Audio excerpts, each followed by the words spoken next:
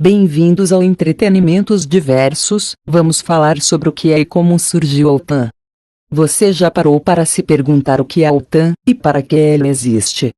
Não? Então vamos saber isso e outras curiosidades. Atenção! O vídeo é meramente informativo. A organização.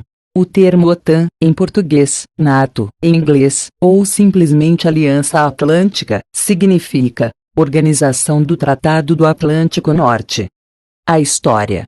A OTAN é baseada num tratado intergovernamental, que criou uma aliança militar, sendo ele, o Tratado do Atlântico Norte, que foi assinado em 4 de abril de 1949.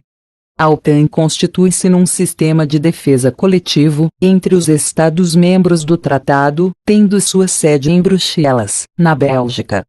Após a Guerra da Coreia, que ocorreu entre 25 de junho de 1950 até 27 de julho de 1953, a OTAN começou a consolidar-se no cenário mundial, como um bloco de defesa político-militar, que acabou sendo instado a intervir em diversos outros conflitos mundiais, que acabariam ocorrendo.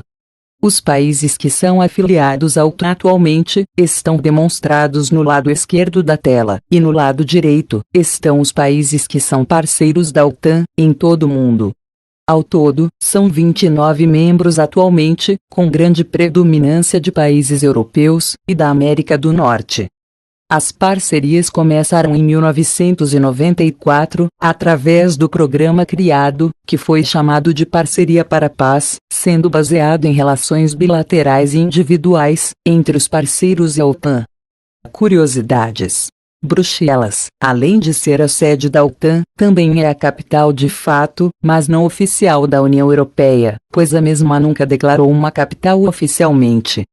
A primeira nação latino-americana a se tornar parceira da OTAN foi a Colômbia, no ano de 2017. Conclusão. A OTAN, NATO ou simplesmente Aliança Atlântica, é um tratado político-militar, que tem o objetivo de realizar a defesa coletiva dos Estados-membros do tratado.